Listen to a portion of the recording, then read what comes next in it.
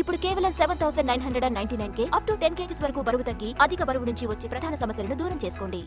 రుణమాఫీపై కాంగ్రెస్ ప్రభుత్వం శ్వేతపత్రం విడుదల చేయాలన్నారు కేంద్ర మంత్రి బండి సంజయ్. రుణమాఫీ పూర్తిగా చేస్తారా చేయరా చెప్పాలన్నారు. 40,000 కోట్ల రూపాయల రుణమాఫీ చేస్తామన్నారు. ఇంతవరకు చేయలేదని ఆరోపించారు. ఇటీవల చనిపోయిన రైతులకు కూడా రుణమాఫీ చేయాలని డిమాండ్ చేశారు బండి సంజయ్. రుణమాఫీ చేస్తామని వాళ్ళు అనుకుంటున్నారు. కానీ బ్యాంక్ అధికారుల లెక్కల ప్రకారము తెలంగాణ రాష్ట్రంలో ఎంతమంది బ్యాంకు లోన్లు తీసుకున్నారు, ఎంతమంది రైతులు, రాష్ట్ర ప్రభుత్వము ఎంత చెప్తున్నది, ఎంతమంది రుణాలు తీసుకున్నారు, ఎంతమంది రుణమాఫీ చేసిండ్రు.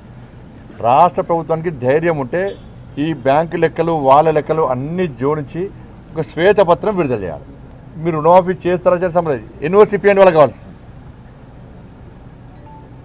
క్లియరెన్స్ సర్టిఫికేట్ ఇప్పండి, బ్యాంకు నుంచి క్లియరెన్స్ సర్టిఫికేట్ రైతులకు కూడా వాళ్ళు తీసుకున్న అప్పుడు రుణమాఫీ చేయాల్సిన బాధ్యత ప్రభుత్వం మీద ఉంది.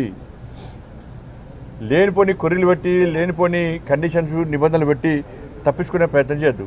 సోనియమ్మ బర్త్డే రోజు 40,000 కోట్ల రూపాయలు రుణమాఫీ చేస్తామన్నారు.